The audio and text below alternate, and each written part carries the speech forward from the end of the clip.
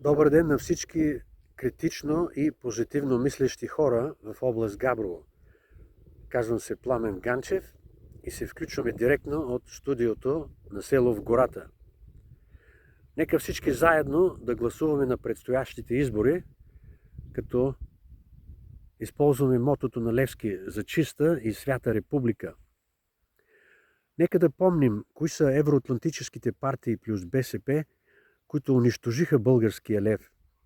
Нека също така помним кои са тези евроатлантически партии плюс БСП, които така щедро дават милиарди за Украйна. Много от тези политици са от обкръжението на Румен Радев. Също така, нека да си зададем и елементарният въпрос. Защо Възраждане и Меч положиха толкова усилия да смачкат величие? Хубав и прекрасен ден на всички!